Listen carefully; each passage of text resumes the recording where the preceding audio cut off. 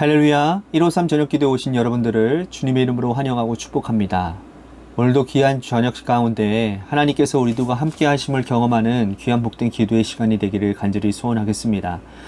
오늘도 어김없이 산상수훈 말씀, 마태복음 7장 말씀을 보겠는데요. 7장 24절부터 27절 말씀까지 보겠습니다. 우리 같이 한 목소리로 다 함께 봉독하도록 하겠습니다. 시작. 그러므로 누구든지 나의 이 말을 듣고 행하는 자는 그 집을 반석 위에 지은 지혜로운 사람 같으리니 비가 내리고 창수가 나고 바람이 불어 그 집에 부딪히되 무너지지 아니하나니 이는 주추를 반석 위에 놓은 까닭이요. 나의 이 말을 듣고 행하지 아니하는 자는 그 집을 모래 위에 지은 어리석은 사람 같으리니 비가 내리고 창수가 나고 바람이 불어 그 집에 부딪힘에 무너져 그 무너짐이 심하니라. 아멘. 여러분들 이런 말 있지 않습니까? 한국말은 끝까지 들어봐야 안다 라는 말 여러분들 많이 들어보셨죠? 왜 이런 말을 할까? 그 이유를 곰곰하게 생각해 보면 이 한국말은요, 동사가 제일 마지막 끝에 나오기 때문이라는 겁니다. 내용을 다 말했는데 마지막 동사를 듣지 아니하면 이 주어의 마지막 행동을 알 수가 없는 거예요. 그래서 동사를 끝까지 들어봐야 결말을 알 수 있는 것입니다. 영화를 보거나 드라마를 볼 때에도 여러분 결말을 제대로 봐야 전체적인 흐름을 이해할 수 있는 것 아니겠습니까? 주인공이 죽는지 사는지 이 영화가 해피엔딩인지 새드엔딩인지 결말을 알아야, 그래야 전체적으로 작가가, 연출가가 어떠한 내용을 가지고 이 드라마와 영화를 제작했는지를 알 수가 있는 것이죠. 성경도 역시 결말이 매우 중요합니다. 결말을 알아야 하나님께서 그리고 예수님께서 우리들에게 주시고자 하시는 전체적인 메시지를 이해할 수 있기 때문이라는 것이죠. 예수님께서 이 땅에 오셔서 하신 수많은 설교 가운데 가장 주옥가드 같은 설교가 우리들이 지금 살펴보고 있는 산상수훈 말씀입니다. 산상수훈은 마태복음 5장에서부터 7장까지인데요. 이 7장의 산상수훈의 결론이 나와 있습니다. 그러므로 이 7장의 산상수훈의 결론을 우리들이 제대로 이해해야, 제대로 알아야 주옥가드 같은 이 주님의 말씀을, 이 메시지의 핵심을 우리는 알 수 있다라는 것입니다. 오늘 읽은 우리 7장 말씀, 특별히 산상수훈의 결론의 말씀의 핵심은 바로 뭐냐? 행함이라는 겁니다. 다시 말씀드립니다. 산상수훈의 핵심, 결론은 뭐냐? 행함이라는 거예요. 행해야 된다라는 겁니다. 이 말씀이 바로 산상수훈의 결론이라는 거예요. 결론 부분에 해당되어지는 가장 중요한 말씀인 우리들이 읽은 24절 말씀을 먼저 보도록 하겠습니다. 그러므로 누구든지 나의 이 말을 듣고 행하는 자는 그 집을 반석 위에 지은 지혜로운 사람 같다. 나의 이 말을 듣고 행하는 자는 지혜로운 사람과 같다라고 말씀을 합니다. 우리 주님께서 나의 이 말이라고 하신 이 말씀은 산상수훈 전체를 일컫는 말씀이에요. 산상수훈의 말씀을 듣기 위해서 무리들이 지금 몰려왔죠. 주님의 말씀을 들으면서 은혜가 된다, 참 좋은 말씀이다, 깊이 있는 말씀이다, 사람들은 감탄하고 은혜받고 행복해했습니다. 하지만 그 많은 사람들 중에 진실로 주의 말씀을 듣고 행하는 자는 극소수였다라는 거예요. 그 중에 주님의 말씀을 듣고 행하는 자라야 지혜로운 사람이라고 말씀하고 있는 것이죠. 우린 여기서 지식과 지혜를 구별해야 될 것 같습니다. 세상에서도 지식 있는 사람, 지혜가 있는 사람은 하늘과 땅 차이를 보이고 있습니다. 예컨대 돈에 대한 지식이 있는 사람이 있고요, 돈에 대한 지혜가 있는 사람이 있습니다.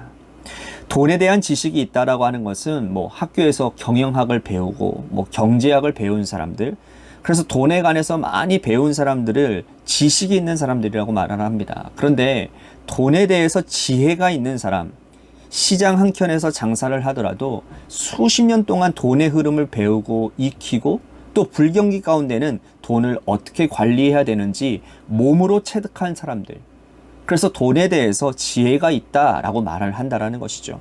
불경기에도 돈 관리를 어떻게 해야 되고 경기가 호황일 때는 돈 흐름과 유통이 어떻게 굴러가는지 삶을 통해서 실물 경제를 통해서 체득한 사람들을 돈에 대해 지혜가 있는 사람들이다 라고 말을 한다는 것이죠. 돈에 대해서도 지식이 있는 사람과 지혜가 있는 사람은 돈에 대한 태도가 하늘과 땅 차이라는 것입니다. 하물며 이러한데 여러분 영적인 지혜는 얼마나 더 깊이가 있겠습니까? 성경 말씀에 대해서 지식이 있는 사람들은 많습니다. 성경을 암송하고 또 하나님의 말씀을 배우고 외우고 열심히 듣고 또 머리가 굵어지고 하나님의 말씀을 마음에 많이 새기고 있는 사람들은 성경 지식이 풍성하고 풍부한 사람들입니다. 하지만 하나님의 말씀을 지혜로 만들어가는 과정은 그리 간단하지가 않은 것을 여러분들은 다 알고 계실 겁니다. 얼마나 어렵기 때문에 예수님께서 산상수훈의 결론에 말씀하시기를 오늘 24절 말씀 보면 반석 위에 지은 집과 같다라고 말씀하시겠습니까? 반석 위에 집을 지었다라는 것, 여러분 그것이 쉬운 일이겠습니까? 쉽지 않은 일입니다. 한 번에 되지 않는 거예요. 여러분 땅을 파는 과정이 굉장히 어렵습니다. 일반 땅이 아니라 그 안반이 있는 거예요. 그러면 그 안반을 깨부시고 그것에다 주초를 세워야 되니 얼마나 어려운 일이겠습니까? 이처럼 하나님의 말씀을 새기고 익히는데 이걸 지혜로 만들어가는 행함으로 이루어져가는 그 과정은 부단한 노력과 또 수십 년간의 시행착오를 겪어야만 가능하다라는 말씀이에요. 예를 들어 보겠습니다. 우리들이 다음 장인 7장 13절 말씀을 보시면 이런 말씀이 있습니다. 우리 같이 함께 봉독하겠습니다. 좁은 문으로 들어가라. 멸망으로 인도하는 문은 크고 그 길이 넓어 그리로 들어가는 자가 많고.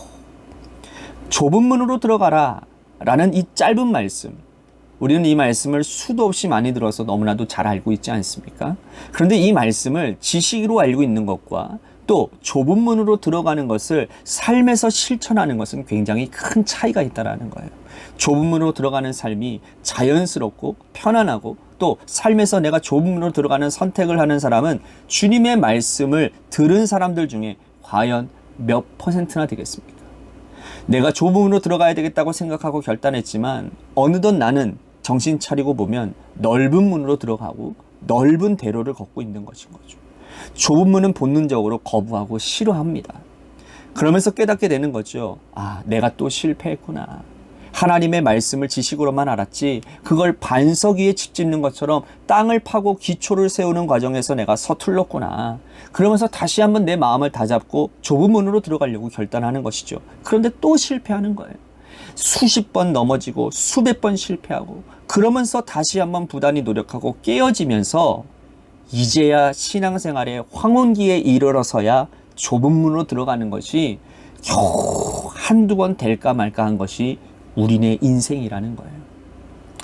이렇듯 주님의 말씀을 지혜로 만들어가는 과정은 결코 쉬운 여정이 아니라는 것을 주님께서 오늘 말씀을 통해 설명하고 계신다는 거죠. 주께서 이렇게 말씀을 합니다. 누구든지 라고 말씀을 하세요. 누구든지라는 이 말씀은 원래부터 지혜로운 사람이 있었고 원래부터 세상에 지식이 있는 사람들처럼 주의 말씀에 풍성한 지혜를 가졌다라는 뜻이 아니라는 겁니다. 누구든지 배운 자나 배우지 못한 자나 가진 자나 가지지 못한 자나 주님의 말씀을 듣고 그 말씀을 행하려고 발버둥치고 애를 쓰고 지식을 지혜로 만들어가려고 노력하는 자들은 누구든지 지혜를 가질 수 있는 자격이 있다라고 말씀을 한다라는 거예요. 그러므로 태어날 때부터 지혜로운 자는 없다라는 겁니다. 우리가 얼마나 많은 설교를 듣고 또 얼마나 많은 말씀을 듣고 있습니까? 성경을 우리들이 매 새벽마다 읽고 듣고 있지 않습니까? 또 설교를 듣고 기도하고 묵상하고 있는데 지식에 그치지 아니하고 지혜로 만들어가는 하나님의 백성들이 여러분들이 될 줄로 믿으시기를 바라겠습니다. 또 반대의 사람도 소개를 하고 있는데요. 26절 말씀 보십시오. 나의 이 말을 듣고 행하지 아니하는 자는 그 집을 모래 위에 지은 어리석음 같다. 주님께서 주신 말씀을 듣고 행하지 아니하는 자를 어리석은 사람이라고 말을 합니다. 그런데 요즘 이 시대는요. 4차 산업혁명 시대라고 해서 지식산업이 충만한 시대를 우리들이 살고 있습니다. 이 시대의 사람들에게 성경 말씀을 듣고 그대로 행한다라고 하면 사람들에게 손가락질을 받게 될 것입니다. 시대가 어느 시대인데, 세상이 지금 어떤 시대인데 오른쪽 뺨을 맞으면 왼쪽 뺨을 돌려대라고, 누가 억지로 오리를 가자고 하면 십리를 가자고 한단 말인가. 하나님의 말씀을 적당하게 행해야지 사람들은 어떻게 이렇게 충고를 하고 있다라는 것이죠. 세상이 말하는 지혜로운 사람은 주님의 말씀을 그저 시기적절하게 상황에 맞게끔만 적당하게 변형해 가서 변개해서 행하는 사람들이 지혜로운 사람들이라고 말을 한다라는 것이죠. 하지만 예수님은 분명하게 말씀하고 있는 겁니다. 누구든지 이 말씀을 듣고 행하는 자가 지혜로운 사람이고, 나의 이 말을 듣고 행하지 아니하는 자는 어리석은 사람이라고 말을 하고 있습니다. 우리는 예수님의 말씀을 진리의 말씀이라고 믿고 따르고 있지 않습니까? 예수님의 말씀이 곧 진리 아닙니까? 예수님이 말씀하시면 그곳에는 우리들이 전생애를 다 바쳐야 될 그러한 가치가 있다는 것을 우리들이 다 믿고 있는 것 아니겠습니까? 근데 과연 우리는 어리석은 사람이 될 것인지 지혜로운 사람이 될 것인지는 우리에게 달려있다는 겁니다. 하나님의 말씀, 주님의 말씀을 붙들고 대충대충 행하면 우리는 그 어떤 사람들보다도 어리석은 사람이 될 것입니다. 주님의 말씀을 대충 행하고 절반만 행해서 어리석은 사람이 되지 않게 되기를 바라겠습니다. 그 옛날 여리고성에는 라합이라고 하는 여인이 살고 있었습니다. 그 여인은 여리고성에서 여관을 운영하는 여인이었어요. 여러분, 여관을 운영하였기에 세상에 나가서 경험이 많지 않았습니다. 온종일 여관 집에만 매여 있는 사람이었다는 거죠. 사람들이 오가면서 하나님의 이야기를 들려줍니다. 이집트에서 10가지 재앙을 행했던 일들, 당신의 백성들을 광야 40년 동안 어떻게 인도하셨는지에 대해서 라합에게 전해준 사람들이 그 사람들을 통해서 라합은 톡톡히 하나님에 대한 지식을 쌓았다라는 겁니다. 그런데 신기하게도요, 전해준 사람은 구원받았다는 이야기가 성경에 기록되어 있지 않아요. 침을 튀겨가며 신이 나서 하나님의 이야기를 전해준 사람들은 굉장히 많았다라는 겁니다. 라합의 귀에 하나님의 이야기를 넣어준 사람들은 많았는데 그들은 모두가 다 한 사람도 구원받지 못했다라는 거예요. 그런데 라합 한 사람, 전해준 말을 들었던 그녀만 구원받았다라는 거예요. 어떻게 이런 일들이 가능했을까요? 그녀는 하나님의 말씀을 듣고 전해준 이야기를 마음에 두고서 믿음이 생기게 되었다라는 겁니다. 그리고 그 믿음을 행해서 보여줄 절호의 기회를 만나게 된 것이죠. 바로 그게 뭡니까? 바로 정탐꾼을 그녀가 숨겨주는, 목숨 걸고 숨겨주는, 하나님 나라 백성을 목숨 걸고 숨겨주는 믿음을, 정말 엄청난 믿음의 결단을 행했다라는 것이죠. 그래서 그의 지혜가 바로 구원으로 연결되어졌다라는 거예요.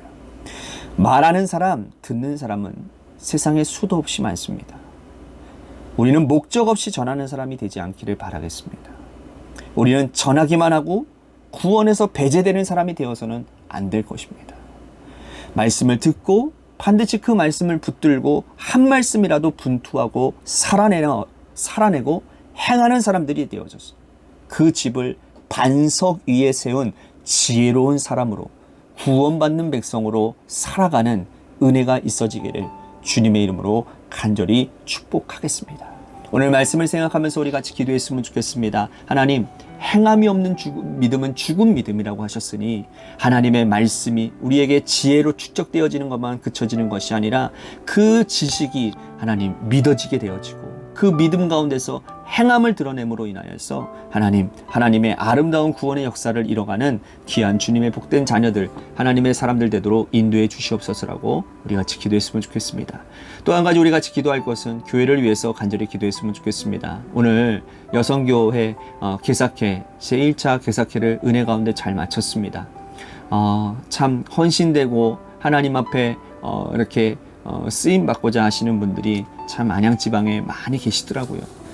그것 가운데서 저도 많이 도전을 받았습니다. 우리 교회도 하나님께서 저런 마음을 가지고 계시는 사람들 한 사람 한 사람을 세워주고 계신데, 그런 사람들을 통해서 하나님 우리 교회와 우리 지방과 또한 이 지역을 살리는 아름다운 일들을 감당하는 그런 교회가 되기를 소망합니다. 여성교회 개석회를 참석하며 그런 마음이 제 안에 들었습니다.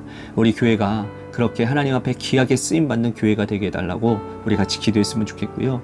또한 육신의 질병으로 고통당하는 우리 성도님들 많이 있습니다. 그분들을 위해서도 이 시간 기도해 주시면 좋겠습니다. 또한 우리 고3 수험생인 이도현 학생과 한유진 학생을 위해서 기도해 주시고, 마지막으로 여러분들의 삶의 자리와 여러분들의 자녀들을 위해서 기도해 주시기를 바랍니다. 감사하게도 못된 목사가 여러분들에게 이렇게 좀 듣기 싫은 소리를 좀 했는데, 그래도 감사하게도 긴 시간 동안 이렇게 기도해 주시니 얼마나 감사한지 모릅니다. 작심삼일되지 말고 계속해서 우리 같이 어떤 것에 연연하지 말고 의식하지 말고 하나님 앞에 진실되게 우리 기도하는 그러한 우리 관악교회 성숙한 교인들이 될 수 있게 되기를 바라겠습니다. 노래 끝날 때까지만이라도 우리 같이 함께 합심하여 기도하겠습니다. 기도하시겠습니다.